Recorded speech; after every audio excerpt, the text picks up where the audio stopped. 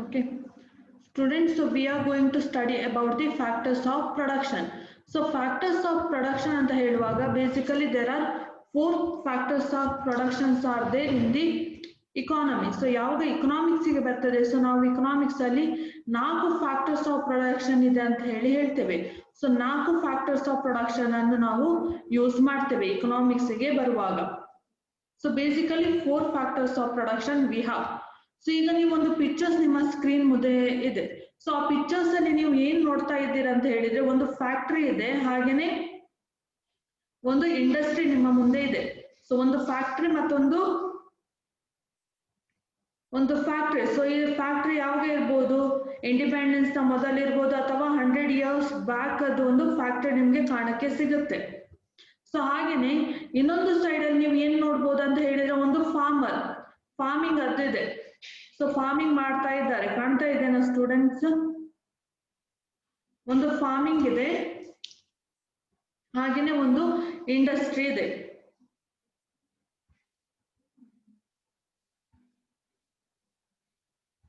Okay, so ಇಲ್ಲಿ ನೀವು ನೋಡಿದ್ರೆ ಒಂದು ಫ್ಯಾಕ್ಟರಿ ಇದೆ. So this is a factory and this is a 100 year back one industry.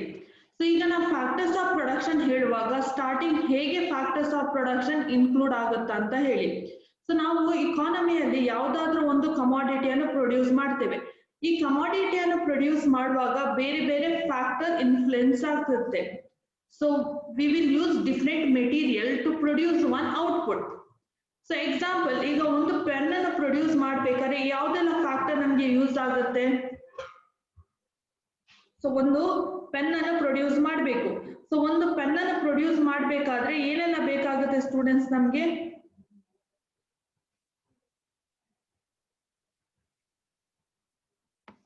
So ಒಂದು ಪೆನ್ ಅನ್ನು ಪ್ರೊಡ್ಯೂಸ್ ಮಾಡ್ಲಿಕ್ಕೆ ಏನೆಲ್ಲ ಬೇಕಾಗುತ್ತೆ? ಓಕೆ, ಪ್ಲಾಸ್ಟಿಕ್ ಬೇಕು, ಎಸ್. ನೆಕ್ಸ್ಟ್ ಲ್ಯಾಂಡ್ ಬೇಕು, ಲೇಬರ್ಸ್ ಬೇಕು. ಓಕೆ, ಬೇರೆ ಎಂತ ವಸ್ತುಗಳು ಬೇಕು ನಮ್ಗೆ? ಇಂಕ್ ಬೇಕು, ವೆರಿ ಗುಡ್. ಸೊ ಇವುಗಳೆಲ್ಲ ಫ್ಯಾಕ್ಟರ್ಸ್ ಆಫ್ ಪ್ರೊಡಕ್ಷನ್. ಸೊ ಬೇರೆ ಬೇರೆ ಇನ್ಪುಟ್ ಬೇಕು. ಸೊ ಈ ಔಟ್ಪುಟ್ ಅನ್ನು ನಮ್ಗೆ ಪ್ರೊಡ್ಯೂಸ್ ಮಾಡಬೇಕಾದ್ರೆ, ಈಗ ನಮ್ಗೆ ಈ ಔಟ್ಪುಟ್ ಅನ್ನು ಪ್ರೊಡ್ಯೂಸ್ ಮಾಡಬೇಕು, ಇದಕ್ಕೆ ನಮ್ಗೆ ಏನ್ ಬೇಕು? ಡಿಫ್ರೆಂಟ್ ಇನ್ಪುಟ್ಸ್ ಬೇಕು. ಸೊ ಈ ಎಲ್ಲಾ ಇನ್ಪುಟ್ ನೀವೇನೆಲ್ಲ ಹೇಳಿದ್ರಿ, ಆ ಎಲ್ಲಾ ಇನ್ಪುಟ್ ಅನ್ನು ನಾವು ಯೂಸ್ ಮಾಡಿ ಒಂದು ಔಟ್ಪುಟ್ ಅನ್ನು ಪ್ರೊಡ್ಯೂಸ್ ಮಾಡ್ತೇವೆ. ಆ ಇನ್ಪುಟ್ ಅನ್ನು ಬೇಸಿಕಲಿ ನಾವು ಫ್ಯಾಕ್ಟರ್ಸ್ ಆಫ್ ಪ್ರೊಡಕ್ಷನ್ ಅಂತ ಹೇಳ್ತೇವೆ. ಎಕನಾಮಿಕ್ಸ್ ಅಲ್ಲಿ ಈ ಇನ್ಪುಟ್ ಏನೆಲ್ಲ ಯೂಸ್ ಮಾಡ್ತೀರಿ ನೀವು, ಇವುಗಳನ್ನ ನಾವು ಫ್ಯಾಕ್ಟರ್ಸ್ ಆಫ್ ಪ್ರೊಡಕ್ಷನ್ ಅಂತ ಹೇಳ್ತೇವೆ. ಸೊ ಈ ಫ್ಯಾಕ್ಟರ್ಸ್ ಆಫ್ ಪ್ರೊಡಕ್ಷನ್ ಅನ್ನು ನಾವು 4 ಡಿವಿಷನ್ ಆಗಿ ಡಿವೈಡ್ ಮಾಡ್ತೇವೆ. ಸೊ ಇಕಾನಮಿಯಲ್ಲಿ ಒಂದು ಇನ್ಪುಟ್ ಅನ್ನು ಯೂಸ್ ಮಾಡಿ ಔಟ್ಪುಟ್ ಪ್ರೊಡ್ಯೂಸ್ ಮಾಡಬೇಕಾದ್ರೆ ಇದಕ್ಕೆ ಏನೆಲ್ಲ ವಸ್ತುಗಳನ್ನ ನಾವು ಯೂಸ್ ಮಾಡ್ತೇವೆ? ಸೊ ನೀವು ಹೇಳಿದಾಗ ಈಗ ಇಂಕ್ ಇರ್ಬೋದು, ಲೆಡ್ ಇರ್ಬೋದು, ನಿಬ್ ಇರ್ಬೋದು, ಪ್ಲಾಸ್ಟಿಕ್ ಇರ್ಬೋದು. ಸೊ ಇವುಗಳನ್ನೆಲ್ಲ ಯೂಸ್ ಮಾಡಿ ನಾವು ಎಂತ ಒಂದು ಪೆನ್ ಅನ್ನು ಪ್ರೊಡ್ಯೂಸ್ ಮಾಡ್ತೇವೆ. ಸೊ ಅದಕ್ಕೆ ಇನ್ಕ್ಲೂಡ್ ಆಗುವ ಎಲ್ಲ ಮೆಟೀರಿಯಲ್ಸ್ ಅನ್ನು ನಾವು 4 ಗ್ರೂಪ್ ಆಗಿ ಡಿವೈಡ್ ಮಾಡ್ತೇವೆ. So first one his land. So land ಅಂತ ಹೇಳಿದ್ರೆ ಏನಿರ್ಬೋದು? ಸಿಂಪಲ್. ಸೊ ವರ್ಡ್ ಅಲ್ಲಿ ಮೀನಿಂಗ್ ಅನ್ನು ಹೇಳ್ತಾ ಇದೆ. Land is nothing but property. So land ಅಂತ ಹೇಳಿದ್ರೆ ನೀವೀಗ ಒಂದು ಫಾರ್ಮ್ ಅದು ಪಿಕ್ಚರ್ ನೋಡ್ತಾ ಇದ್ದೀರಿ. ಸೊ ಇಲ್ಲಿ ನೋಡಿ, ಅಗ್ರಿಕಲ್ಚರ್ ಪ್ರಾಡಕ್ಟ್ ಅನ್ನು ಅವ್ರು ಪ್ರೊಡ್ಯೂಸ್ ಮಾಡಿದ್ದಾರೆ. ಯಾವ್ದ್ರ ಮೇಲೆ ಪ್ರೊಡ್ಯೂಸ್ ಮಾಡಿದ್ದಾರೆ? ಫಾರ್ಮ್ ಅನ್ನು ಯೂಸ್ ಮಾಡಿ ಅಗ್ರಿಕಲ್ಚರ್ ಪ್ರಾಡಕ್ಟ್ ಅನ್ನು ಪ್ರೊಡ್ಯೂಸ್ ಮಾಡಿದ್ದಾರೆ. ಸೊ ಈ ಅಗ್ರಿಕಲ್ಚರ್ ಪ್ರಾಡಕ್ಟ್ ಯಾವ್ದ್ರ ಮೇಲಿದೆ? ಲ್ಯಾಂಡ್. ಸೊ ಬೇಸಿಕಲಿ ಲ್ಯಾಂಡ್ ನ ಮೇಲೆ ಅಗ್ರಿಕಲ್ಚರ್ ಪ್ರಾಡಕ್ಟ್ ಅನ್ನು ಪ್ರೊಡ್ಯೂಸ್ ಮಾಡಿದ್ದಾರೆ. ಇದು ನಮ್ಮ first factors of production. So ಈಗ ನೀವು ಇಂಡಸ್ಟ್ರಿಯನ್ನು ನೋಡಿದ್ರೆ, ಸೊ ಈ ಇಡೀ ಬಿಲ್ಡಿಂಗ್ ಏನಿದೆ ಅದು ಯಾವ್ದ್ರ ಮೇಲೆ ನಿಂತಿದೆ? ಯಾವ್ದ್ರ ಮೇಲೆ ನಿಂತಿರ್ಬೋದು? ಸೊ ಇದು ನಿಂತಿದೆ ಲ್ಯಾಂಡ್ ನ ಮೇಲೆ. ಸೊ ನೀವು ಈ ಬಿಲ್ಡಿಂಗ್ ಅನ್ನು ನೋಡಿದ್ರೆ ಈ ಬಿಲ್ಡಿಂಗ್ ಬೇಸಿಕಲಿ ಒಂದು ಲ್ಯಾಂಡ್ ನ ಮೇಲೆ ಕನ್ಸ್ಟ್ರಕ್ಟ್ ಆಗಿದೆ. ಸೊ ಲ್ಯಾಂಡ್ ಅಂತ ಹೇಳಿದ್ರೆ ನಿಮ್ಗೆ ಅರ್ಥ ಆಯ್ತು. ಸೊ ಲ್ಯಾಂಡ್ ಅಂತ ಹೇಳಿದ್ರೆ ಭೂಮಿ. ಸೊ ಭೂಮಿ ಅಂತ ಹೇಳುವಾಗ ಖಾಲಿ ಈ ಲೇಯರ್ ಅನ್ನು ಮಾತ್ರ ನಾವು ಎಕನಾಮಿಕ್ಸ್ ಅಲ್ಲಿ ಭೂಮಿ ಅಂತ ಹೇಳುದಿಲ್ಲ. ಸೊ ಇಲ್ಲಿ ಮೇಲೆ ಆಕಾಶ ಕಾಣ್ತಾ ಉಂಟಾ? ಸೊ ಇದು ಕೂಡ ಯಾವ್ದ್ರ ಅಂಡರ್ ಅಲ್ಲಿ ಬರುತ್ತೆ? ಲ್ಯಾಂಡ್ ನ ಕ್ಯಾಟಗರಿ ಅಂಡರ್ ಅಲ್ಲಿ ಬರುತ್ತೆ. ಸೊ ಯಾಕೆ ಈ ಆಕಾಶ ನಮ್ಗೆ ಇಂಪಾರ್ಟೆಂಟ್? ಯಾಕಂತ ಹೇಳಿರ್ಬೋದು, natural resources like sunlight ಅದಿರೋದು ಆಕಾಶದಲ್ಲಿ. ಹಾಗೇನೆ ರೈನ್, ಸೊ ಇದು ಕೂಡ ಇರೋದು upper surface of earth. So earth ನ ಮೇಲಿನ ಸರ್ಫೇಸ್ ಅಲ್ಲಿ ನಮ್ಗೆ ಸಿಗುತ್ತೆ.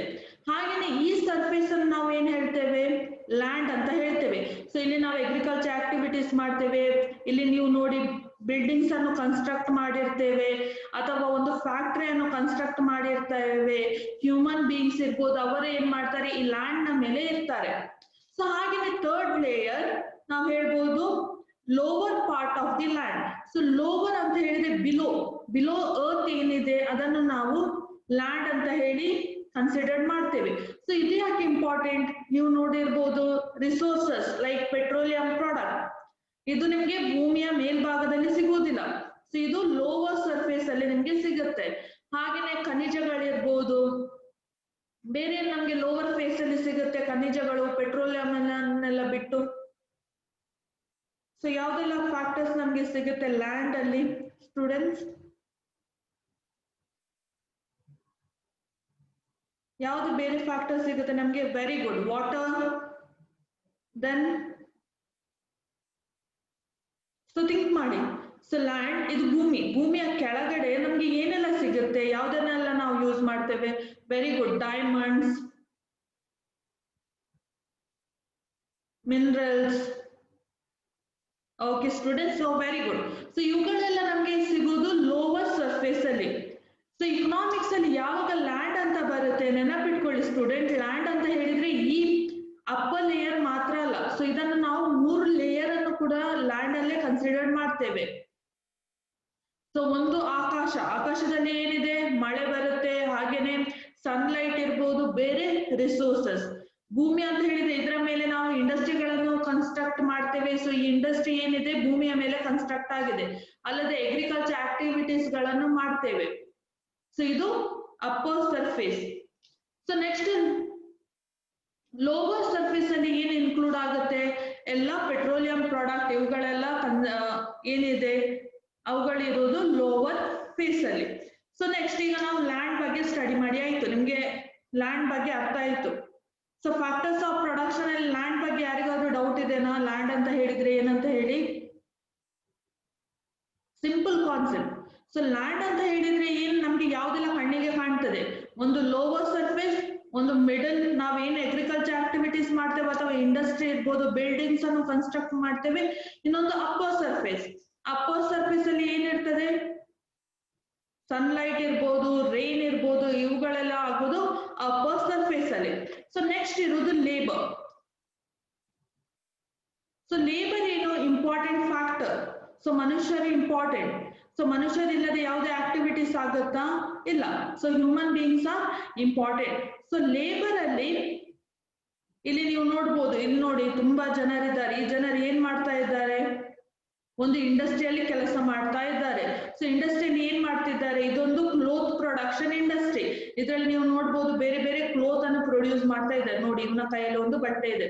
ಸೊ ಕ್ಲೋತ್ ಅನ್ನು ಪ್ರೊಡ್ಯೂಸ್ ಮಾಡುವ industry, cloth manufacturing industry. So ಇವರು ಏನ್ ಮಾಡ್ತಾ ಇದ್ದಾರೆ, ಕ್ಲೋತ್ ಅನ್ನು ಪ್ರೊಡ್ಯೂಸ್ ಮಾಡ್ತಾ ಇದ್ದಾರೆ. ಸೊ ಕ್ಲೋತ್ ಅನ್ನು ಪ್ರೊಡ್ಯೂಸ್ ಮಾಡ್ತಾ ಇದ್ದಾರೆ, ಇಲ್ಲಿ ನೋಡಿ. ಸೊ ಈ ಇಂಡಸ್ಟ್ರಿಯಲ್ಲಿ ಮ್ಯಾಕ್ಸಿಮಮ್ ಮೆಂಬರ್ಸ್ ಏನ್ ಮಾಡ್ತಾ ಇದ್ದಾರೆ, ಕ್ಲೋತ್ ಅನ್ನು ಪ್ರೊಡ್ಯೂಸ್ ಮಾಡ್ತಾ ಇದ್ದಾರೆ. ಸೊ ಹಾಗೇನೆ ಇಲ್ಲಿ ನೀವು ನೋಡ್ತಾ ಇದ್ರೆ ಏನಾಗಿದೆ, ಅಗ್ರಿಕಲ್ಚರ್ ಆಕ್ಟಿವಿಟೀಸ್ ಅನ್ನು ಮಾಡಿದ್ದಾರೆ. ಸೊ ಇಲ್ಲಿ ನಿಮ್ಗೆ ಬಿತ್ತನೆ ಮಾಡಿ ಅಗ್ರಿಕಲ್ಚರ್ ಕ್ರಾಪ್ಸ್ ಅನ್ನು ಮಾಡಿ ನಿಮ್ಗೆ ಕಾಣ್ಬೋದು ಈ ಸರ್ಫೇಸ್ ಅಲ್ಲಿ ಕಂಪ್ಲೀಟ್ ಆಗಿ. ಸೊ ಇದನ್ನು ಮಾಡ್ಲಿಕ್ಕೆ ಯಾರು ಬೇಕು, ಬೇಸಿಕಲಿ ನಮ್ಗೆ ಲೇಬರ್ಸ್ ಬೇಕು. ಯಾಕಂತ ಹೇಳಿದ್ರೆ ಯಾವುದೇ ಆಕ್ಟಿವಿಟೀಸ್ ಆಗ್ಬೇಕಾದ್ರೆ ಲೇಬರ್ ಇಂಪಾರ್ಟೆಂಟ್. ಈ ಆಹಾರ ಧಾನ್ಯಗಳನ್ನು ಬಿತ್ತನೆ ಮಾಡೋದು ಇರ್ಬೋದು, ಅಥವಾ ಕ್ಲೋತ್ ಅನ್ನು ಸ್ಟಿಚ್ ಮಾಡೋದಿರ್ಬೋದು, ಕ್ಲೋತ್ ಅನ್ನು ಪ್ರೊಡ್ಯೂಸ್ ಮಾಡೋದಿರ್ಬೋದು, ಈ ಮೆಷಿನ್ಸ್ ಏನಿದೆ ಇಲ್ಲಿ ಟೈಲರಿಂಗ್ ಮೆಷಿನ್ಸ್ ಏನಿದೆ ಅದನ್ನು ಆಪರೇಟ್ ಮಾಡೋದಿರ್ಬೋದು, ಇದನ್ನೆಲ್ಲ ಮಾಡೋದು labour. So labour is nothing but ಯಾರು ಆಕ್ಟಿವಿಟೀಸ್ ಗಳನ್ನು ಮಾಡ್ತಾರೆ, ಹ್ಯೂಮನ್ ಬೀಯಿಂಗ್ಸ್ ಅನ್ನು ನಾವು ಲೇಬರ್ ಆಗಿ ಕನ್ಸಿಡರ್ಡ್ ಮಾಡ್ತೇವೆ. So labor is no one but one human being who is doing all the activities. So next ಬರುವಂತದ್ದು ಕ್ಯಾಪಿಟಲ್. ಸೊ ಕ್ಯಾಪಿಟಲ್ ಅಂತ ಹೇಳಿದ್ರೆ ನಿಮ್ಗೆ ಏನು ಐಡಿಯಾ ಬರುತ್ತೆ? ಸೊ ಸಿಂಪಲ್ ಆಗಿ ಹೇಳಿ ಸ್ಟೂಡೆಂಟ್, ಕ್ಯಾಪಿಟಲ್ ಅಂತ ಹೇಳಿದ್ರೆ ನಿಮ್ಗೆ ಏನು ಫ್ಲಾಶ್ ಆಗುತ್ತೆ? ಕ್ಯಾಪಿಟಲ್ ಎಂಬ ವರ್ಡ್ ಅನ್ನು ನಾವು ಯೂಸ್ ಮಾಡುವಾಗ ನಿಮ್ಗೆ ಏನು ಫ್ಲಾಶ್ ಆಗುತ್ತೆ ಕ್ಯಾಪಿಟಲ್ ಅಂತ ಹೇಳಿದ್ರೆ?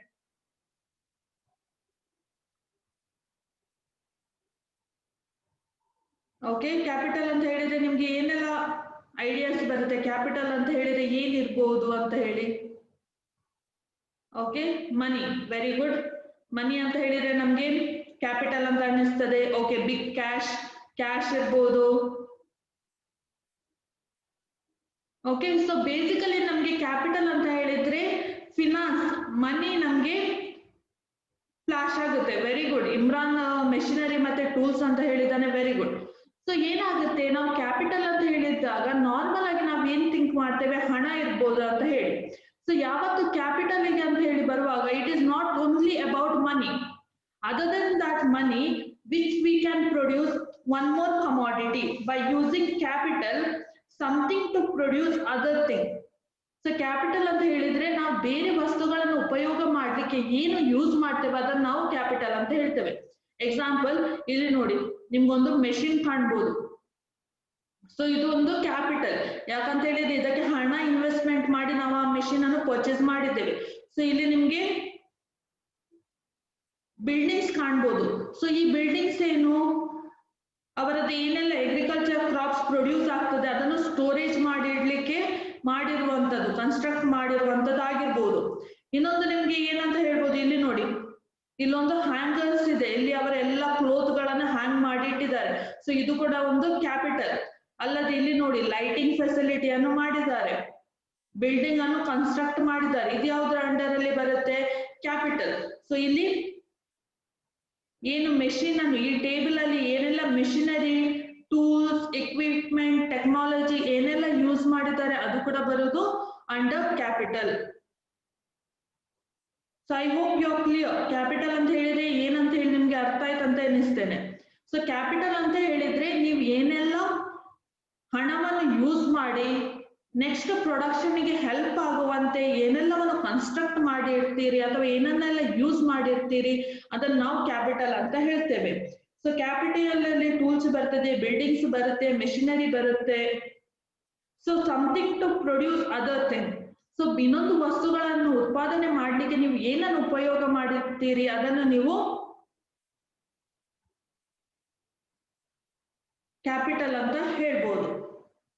ಸೊ ಓಕೆ, ಸೊ ಕ್ಯಾಪಿಟಲ್ ಅಂತ ಹೇಳಿದ್ರೆ ಕೂಡ ನಮ್ಗೆ ಈಗ ಗೊತ್ತಾಯ್ತು ಏನು ಕ್ಯಾಪಿಟಲ್ ಅಂತ ಹೇಳಿ. ಸೊ ನೆಕ್ಸ್ಟ್ ಇರುವಂತವ್ರು ಯಾರು? ಬೋತ್ ಫ್ಯಾಕ್ಟರ್ಸ್ ಆಫ್ ಪ್ರೊಡಕ್ಷನ್ ಅಲ್ಲಿ ಇರುವಂತವ್ರು ಯಾರು? ಸೊ ನೆಕ್ಸ್ಟ್ ಬರುವಂತವರು entrepreneurship. So entrepreneurship is a human being. So ಒಬ್ಬ ಮನುಷ್ಯ ಇರ್ಬೋದು ಅಥವಾ one group of people. So ಇವರು ಏನ್ ಮಾಡ್ತಾರೆ, ಈ ಮೂರು ಫ್ಯಾಕ್ಟರ್ಸ್ ಆಫ್ ಪ್ರೊಡಕ್ಷನ್ ಏನಿದೆ, ಈ ಮೂರು ಫ್ಯಾಕ್ಟರ್ಸ್ ಆಫ್ ಪ್ರೊಡಕ್ಷನ್ ಅನ್ನು ಯೂಸ್ ಮಾಡಿ ಔಟ್ಪುಟ್ ಅನ್ನು ಯಾರು ಪ್ರೊಡ್ಯೂಸ್ ಮಾಡ್ತಾರೆ, ಈ ಮೂರು ಫ್ಯಾಕ್ಟರ್ಸ್ ಆಫ್ ಪ್ರೊಡಕ್ಷನ್ ಅನ್ನು ಯೂಸ್ ಮಾಡಿ ಯಾರು ಔಟ್ಪುಟ್ ಅನ್ನು ಪ್ರೊಡ್ಯೂಸ್ ಮಾಡ್ತಾರೆ ಅವರನ್ನು ನಾವು ಆಂಟ್ರಪ್ರನರ್ಶಿಪ್ ಅಂತ ಹೇಳಿ ಕರೀತೇವೆ. So entrepreneurship is a person who is using all these three factors of production and producing one output. ಈ ಮೂರು ಫ್ಯಾಕ್ಟರ್ಸ್ ಆಫ್ ಪ್ರೊಡಕ್ಷನ್ ಅನ್ನು ಯೂಸ್ ಮಾಡಿ ಯಾರು ಒಂದು ಔಟ್ಪುಟ್ ಅನ್ನು ಅಥವಾ ಒಂದು ವಸ್ತುವನ್ನು, ಕಮಾಡಿಟಿಯನ್ನು ಪ್ರೊಡ್ಯೂಸ್ ಮಾಡ್ತಾನೆ ಅವನನ್ನು ನಾವು ಆಂಟ್ರಪ್ರನರ್ಶಿಪ್ ಅಂತ ಹೇಳ್ತೇವೆ, ಆಂಟ್ರಪ್ರನರ್ ಅಂತ ಹೇಳ್ತೇವೆ. ಸೊ ಆಂಟ್ರಪ್ರನರ್ ಅಂತ ಹೇಳುವಾಗ ಯಾರೆಲ್ಲ ಬರ್ತಾರೆ ಅಂತ ಹೇಳಿ ನಿಮ್ಗೆ ಆಗ್ಬೋದು. ಸೊ ಸಿಂಪಲ್ ಎಕ್ಸಾಂಪಲ್ ಕೊಡೋದಾದ್ರೆ ಒಂದು ಬಿಸ್ನೆಸ್ ಮ್ಯಾನ್ ಒಬ್ಬ ಆಂಟ್ರಪ್ರನರ್. ಅವನನ್ನು ಬಿಟ್ಟು ಬೇರೆ ಯಾರು ಬರ್ತಾರೆ ಆಂಟ್ರಪ್ರನರ್ ಅಲ್ಲಿ? ಡಾಕ್ಟರ್ಸ್ ಇರ್ಬೋದು, ಯಾರಾದ್ರೂ ಕ್ರಿಯೇಟಿವ್ ಐಡಿಯಾವನ್ನು ಸರ್ಚ್ ಮಾಡಿದವರು, ಸೈಂಟಿಸ್ಟ್ ಇರ್ಬೋದು, ಅವರನ್ನು ಕೂಡ ನಾವು ಆಂಟ್ರಪ್ರನರ್ ಅಂತ ಹೇಳ್ತೇವೆ. ಅಥವಾ ಯಾವ್ದಾದ್ರು ರೆಸ್ಟೋರೆಂಟ್ ಅನ್ನು ಸ್ಟಾರ್ಟ್ಅಪ್ ಮಾಡಿದವರು ಇರ್ಬೋದು, ಯಾವ್ದಾದ್ರು ಇನ್ನೋವೇಟಿವ್ ಟೆಕ್ನಾಲಜಿಯನ್ನು ಫೈಂಡ್ ಔಟ್ ಮಾಡಿದವರು ಇರ್ಬೋದು. ಸೊ ಈಗಿನ ಪ್ರೆಸೆಂಟ್ ವರ್ಲ್ಡ್ ಅಲ್ಲಿ ಆಂಟ್ರಪ್ರನರ್ ಅಂತ ಹೇಳಿದ್ರೆ just not a business man. ಒಬ್ಬ ಬಿಸ್ನೆಸ್ ಮ್ಯಾನ್ ಅನ್ನು ಮಾತ್ರ ನಾವು ಆಂಟ್ರಪ್ರನರ್ ಅಂತ ಹೇಳಲಿಕ್ಕೆ ಸಾಧ್ಯವಿಲ್ಲ. ಸೈಂಟಿಸ್ಟ್ ಇರ್ಬೋದು ಅಥವಾ ಬೇರೆ ಬೇರೆ ಸಾಫ್ಟ್ವೇರ್ ಅನ್ನು ಫೈಂಡ್ ಔಟ್ ಮಾಡುವವರು, ಸಾಫ್ಟ್ವೇರ್ ಅನ್ನು ಕ್ರಿಯೇಟ್ ಮಾಡುವವರು, ಅಥವಾ ಸೈಂಟಿಸ್ಟ್ ಆಗಿರ್ಬೋದು, ಬೇರೆ ಬೇರೆ ವಿಧಾನವನ್ನು ಸರ್ಚ್ ಮಾಡಿದವರು, ಮೆಟಲ್ ಅನ್ನು ಫೈಂಡ್ ಔಟ್ ಮಾಡಿದವರು, ಕ್ರಿಯೇಟಿವಿಟಿಯನ್ನು ಮಾಡಿದವರು. ಸೊ ಇವರನ್ನೆಲ್ಲ ನಾವು ಟೋಟಲ್ ಆಗಿ ಆಂಟ್ರಪ್ರನರ್ ಅಂತ ಹೇಳ್ತೇವೆ. ಸೊ ಆಂಟ್ರಪ್ರೆನ್ಯೂರ್ ಏನ್ ಮಾಡ್ತಾರೆ, ಈ 3 ಫ್ಯಾಕ್ಟರ್ಸ್ ಆಫ್ ಪ್ರೊಡಕ್ಷನ್ ಅನ್ನು ಯೂಸ್ ಮಾಡಿ ಔಟ್ಪುಟ್ ಅನ್ನು ಪ್ರೊಡ್ಯೂಸ್ ಮಾಡ್ತಾರೆ. Okay, technician, very good. So ಇವರನ್ನು ಕೂಡ ನಾವು ಆಂಟ್ರಪ್ರೆನ್ಯೂರ್ ಅಂತ ಹೇಳ್ತಾ ಇದ್ದೇವೆ. ಸೊ ಇವರನ್ನೆಲ್ಲರೂ ಇನ್ಕ್ಲೂಡ್ ಮಾಡಿ ನಾವು ಆಂಟ್ರಪ್ರೆನ್ಯೂರ್ ಅಂತ ಹೇಳ್ತೇವೆ. ಸೊ ಈಗ 4 ಫ್ಯಾಕ್ಟರ್ಸ್ ಆಫ್ ಪ್ರೊಡಕ್ಷನ್ ಅರ್ಥ ಆಯ್ತಾ? ಸೊ 4 ಫ್ಯಾಕ್ಟರ್ಸ್ ಆಫ್ ಪ್ರೊಡಕ್ಷನ್ ಇಲ್ಲಿ ಯಾವ್ದೆಲ್ಲ ಬರುತ್ತೆ students? Land, labour, capital, entrepreneur. So land ಅಂತ ಹೇಳಿ ನಿಮ್ಗೆ ಅರ್ಥ ಆಗಿರ್ಬೋದು. ಸೊ ಈಗ ಇಲ್ಲೊಂದು ಮರ ಇದೆ. ಸೊ ಈ ಮರ ಯಾವ್ದು ಫ್ಯಾಕ್ಟರ್ಸ್ ಆಫ್ ಪ್ರೊಡಕ್ಷನ್ ಅಲ್ಲಿ ಬರುತ್ತೆ ಅಂತ ಹೇಳಿ ನನ್ನ ಕ್ವಶನ್. ಸೊ ಇಲ್ಲಿರುವ ಮರ, ಇಲ್ಲೊಂದು ಮರ ಇದೆ. ಸೊ ಈ ಮರಗಳು ಯಾವ ಫ್ಯಾಕ್ಟರ್ಸ್ ಆಫ್ ಪ್ರೊಡಕ್ಷನ್ ಅಲ್ಲಿ ಬರುತ್ತೆ? ಲ್ಯಾಂಡ್ ಅಲ್ಲಿ ಬರುತ್ತಾ, ಲೇಬರ್ ಅಲ್ಲಿ ಬರುತ್ತಾ, ಕ್ಯಾಪಿಟಲ್ ಅಲ್ಲಿ ಬರುತ್ತಾ, ಆಂಟ್ರಪ್ರೆನ್ಯೂರ್ ಅಲ್ಲಿ ಬರುತ್ತಾ? ಸೊ ಯಾವ ಫ್ಯಾಕ್ಟರ್ಸ್ ಆಫ್ ಪ್ರೊಡಕ್ಷನ್ ಅಲ್ಲಿ ಬರುತ್ತೆ? Very good, land. ಸೊ ಹಾಗಾದ್ರೆ ನಿಮ್ಗೆ ನಾ ಇಷ್ಟ ತನಕ ಹೇಳಿದ ಕಾನ್ಸೆಪ್ಟ್ ಗಳು ಅರ್ಥ ಆಯ್ತು. So very good. So next ನಾವು ಒಂದೊಂದನ್ನೇ ಡೀಟೇಲ್ ಆಗಿ ಸ್ಟಡಿ ಮಾಡುವ. ಸೊ ಇಷ್ಟು ನಿಮ್ಗೆ ಅರ್ಥ ಆದ್ರೆ ಇನ್ನು ಮುಂದಿನ ಕಾನ್ಸೆಪ್ಟ್ ಅರ್ಥ ಮಾಡ್ಲಿಕ್ಕೆ ಈಸಿ. ಸೊ ಲ್ಯಾಂಡ್ ಅಂತ ಹೇಳಿ ಯಾವ್ದು ಬರುತ್ತೆ, ಲೇಬರ್, ಕ್ಯಾಪಿಟಲ್, ಆಂಟ್ರಪ್ರೆನ್ಯೂರ್ ಯಾವ್ದು ಬರುತ್ತೆ ಅಂತ ಹೇಳಿ ಗೊತ್ತಾದ್ರೆ ಇನ್ನು ಉಳಿದದ್ದನ್ನು ಸ್ಟಡಿ ಮಾಡ್ಬೋದು. ಸೊ ಇನ್ನೊಂದು ನೆಕ್ಸ್ಟ್ ಒಂದು ಕೇಳುತ್ತೆ. ಸೊ ಈ ಬಿಲ್ಡಿಂಗ್ ಯಾವ್ದ್ರ ಅಂಡರ್ ಅಲ್ಲಿ ಬರುತ್ತೆ ಫ್ಯಾಕ್ಟರ್ಸ್ ಆಫ್ ಪ್ರೊಡಕ್ಷನ್ ಅಲ್ಲಿ? ಬಿಲ್ಡಿಂಗ್ ಯಾವ ಫ್ಯಾಕ್ಟರ್ಸ್ ಆಫ್ ಪ್ರೊಡಕ್ಷನ್ ಅಲ್ಲಿ ಬರುತ್ತೆ? Capital, very good.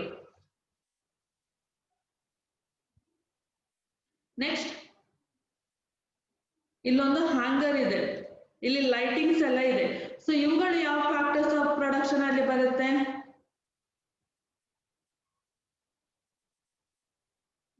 ಈ ಲೈಟಿಂಗ್ಸ್ ಪ್ಲಸ್ ಈ ಹ್ಯಾಂಗರ್. ಮತ್ತೆ ಇಲ್ಲೊಂದು ಟೇಬಲ್ ಇದೆ, ಬೇರೆ ಬೇರೆ ಇಕ್ವಿಪ್ಮೆಂಟ್ ಅನ್ನು ಯೂಸ್ ಮಾಡಿ ಅವರು ಟೈಲರಿಂಗ್ ಮಾಡ್ತಾ ಇದ್ದಾರೆ. ಸೊ ಅವು ಯಾವ್ದ್ರಲ್ಲಿ ಬರುತ್ತೆ? Very good, it also comes under capital. So you are clear with the 4 factors of production.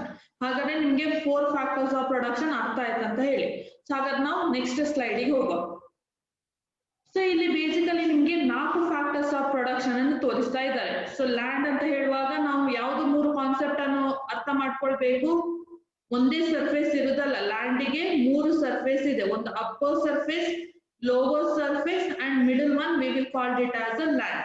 So ಈ 3 ಅಂಶಗಳು ಕೂಡ ಬರುವುದು ಫಸ್ಟ್ ಫ್ಯಾಕ್ಟರ್ಸ್ ಆಫ್ ಪ್ರೊಡಕ್ಷನ್ ಅಲ್ಲಿ, ಲ್ಯಾಂಡ್ ಅಲ್ಲಿ. ಓಕೆ, ನೆಕ್ಸ್ಟ್ ಬರುವುದು ಲೇಬರ್ಸ್, ಯಾರೆಲ್ಲ ಕೆಲಸವನ್ನು ಮಾಡ್ತಾರೆ ಅವರು ಲೇಬರ್ಸ್. ನೆಕ್ಸ್ಟ್ ಬರುವುದು ಕ್ಯಾಪಿಟಲ್. ಕ್ಯಾಪಿಟಲ್ ಅಲ್ಲಿ ಏನ್ ಬರುತ್ತೆ? ಮಿಷಿನ್ ಬರುತ್ತೆ, ಇಕ್ವಿಪ್ಮೆಂಟ್ಸ್ ಬರುತ್ತೆ, ಹಾಗೇನೆ ಬಿಲ್ಡಿಂಗ್ ಬರುತ್ತೆ. So next entrepreneur is the person, male ಇರ್ಬೋದು, ಫಿಮೇಲ್ ಇರ್ಬೋದು, ಗ್ರೂಪ್ ಆಫ್ ಪೀಪಲ್ ಕೂಡ ಇರ್ಬೋದು, ಅವರನ್ನು ನಾವು ಆಂಟ್ರಪ್ರೆನ್ಯೂರ್ ಅಂತ ಹೇಳ್ತೇವೆ. Okay, so first concept land. So land ಅಂತ ಹೇಳಿದ್ರೆ ಏನು? Land means the natural resources which businesses use. Example, plot of land. So plot of land ಅಂತ ಹೇಳಿದ್ರೆ ಏನು? ಒಂದು so plot of land is nothing but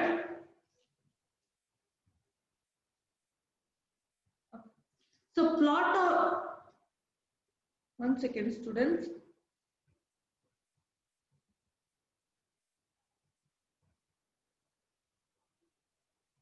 Okay, so ಇಲ್ಲಿ plot ಅಂತ ಹೇಳಿದೆ. ಪ್ಲಾಟ್ ಅಂತ ಹೇಳಿದ್ರೆ nothing but piece of land. Very good.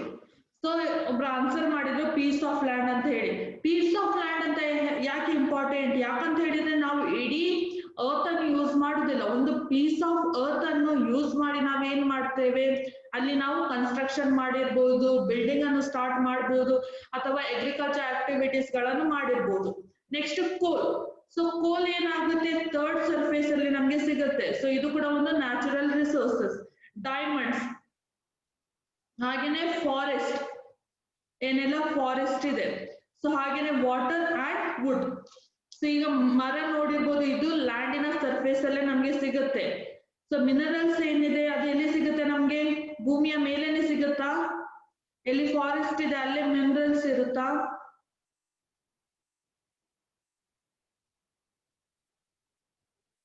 ಎಲ್ಲಿ ಸಿಗುತ್ತೆ ಮಿನರಲ್ ಸ್ಟೂಡೆಂಟ್? ಅರ್ತ್ ನ ಸರ್ಫೇಸ್ ಅಲ್ಲೇ ನಮಗೆ ಸಿಗುತ್ತಾ? Okay, very good. So no. So under the earth ನಮಗೆ ಭೂಮಿಯ ಕೆಳಗಡೆ ಸಿಗುವಂತದ್ದು ನಮಗೆ minerals. So next water. So water ನಮಗೆ ನದಿಗಳೇನ ಏನೆಲ್ಲ ಇವೆ ಅವು ಭೂಮಿಯ ಮೇಲೇನೆ ಇರುತ್ತೆ. ಹಾಗೇನೆ natural resources like mineral water.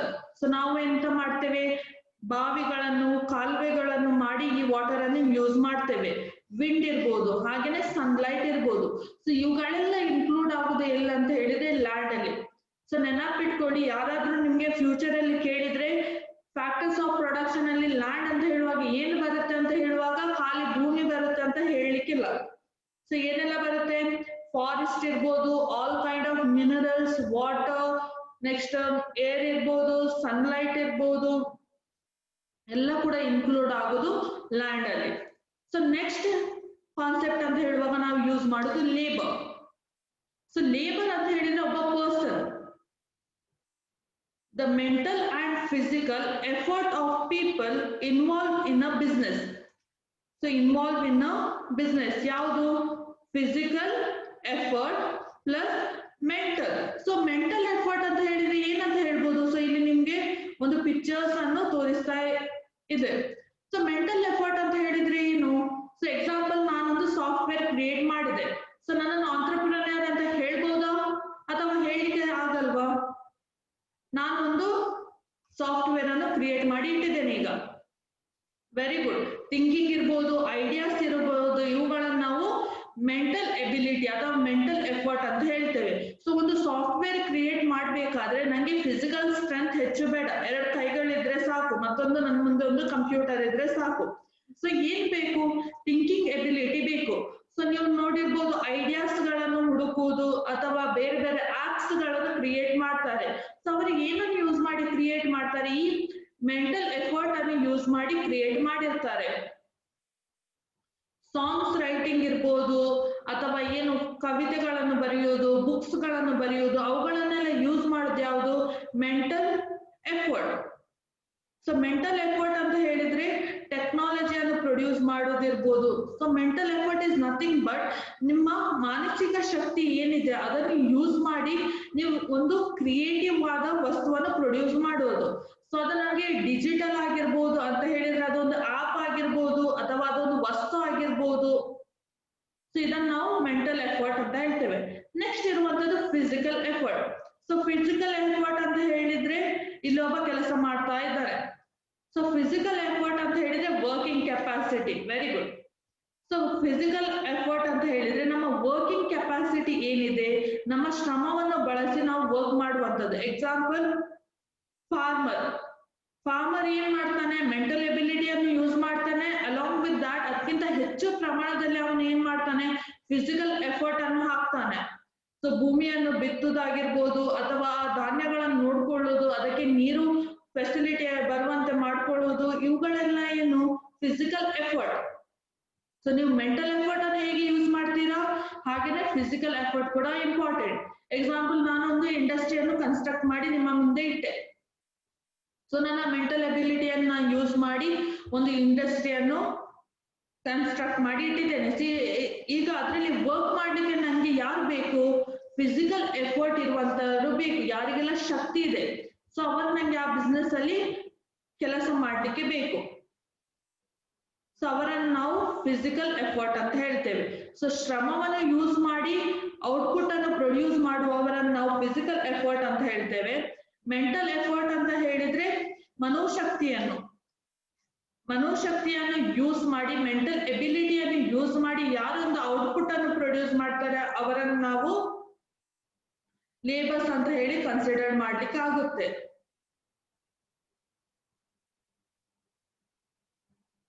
Shubhan, don't write anything on the screen. Okay, so I hope you are clear with the labor concept. So ಯಾವ್ದೆಲ್ಲ 2 concept ಅನ್ನು ನಾವು ಕವರ್ ಮಾಡಿದ್ವಿ, ಯಾವ್ದೆರಡು ಫ್ಯಾಕ್ಟರ್ಸ್ ಆಫ್ ಪ್ರೊಡಕ್ಷನ್ ಅನ್ನು ನಾವು ಸ್ಟಡಿ ಮಾಡಿದ್ವಿ.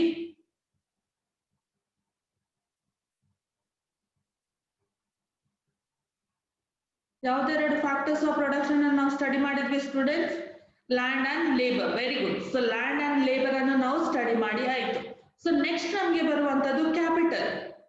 Capital is nothing but machinery ಇರ್ಬೋದು, ನಿಮ್ಮ equipment ಇರ್ಬೋದು, ಅಥವಾ ಮ್ಯಾನುಫ್ಯಾಕ್ಚರಿಂಗ್ ರಿಸೋರ್ಸಸ್. ಸೊ ಕ್ಯಾಪಿಟಲ್ ಅನ್ನು ನಾವು ಮ್ಯಾನುಫ್ಯಾಕ್ಚರಿಂಗ್ ರಿಸೋರ್ಸಸ್ ಅಂತ ಹೇಳ್ಬೋದು.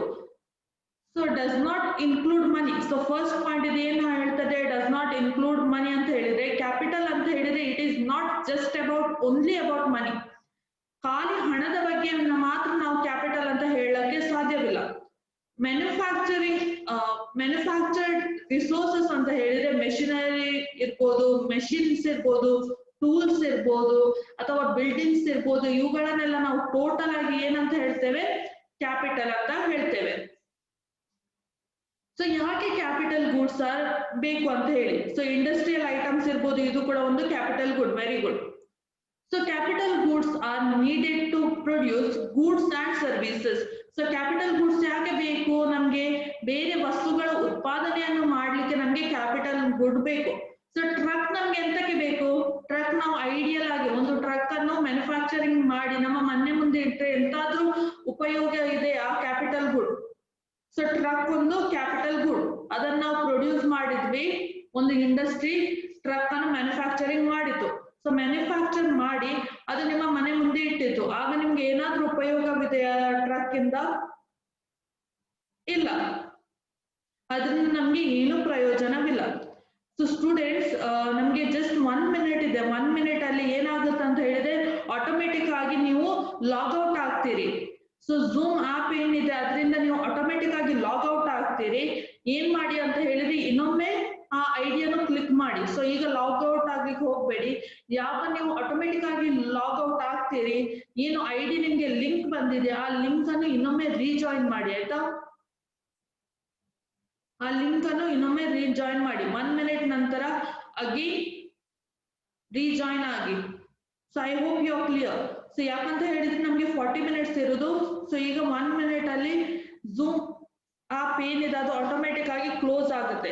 ಸೊ ಕ್ಲೋಸ್ ಆದಾಗ ಲಾಗ್ಔಟ್ ಆಗಿ ಆಟೋಮೆಟಿಕ್ ಆಗಿ ಲಾಗಿನ್ ಆಗಿ.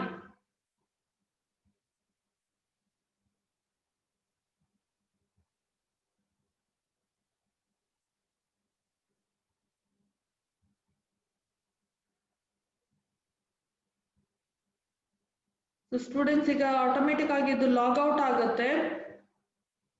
ಸೊ ಸ್ಟಾರ್ಟಿಂಗ್ ನೀವು ಹೇಗೆ ಲಾಗಿನ್ ಆಗ್ತೀರಿ ಅದೇ ಪ್ರೊಸೀಜರ್ ಅಲ್ಲಿ ಇನ್ನೊಮ್ಮೆ ಲಾಗಿನ್ ಆಗಿ, ಆಯ್ತಾ ಸ್ಟೂಡೆಂಟ್ಸ್?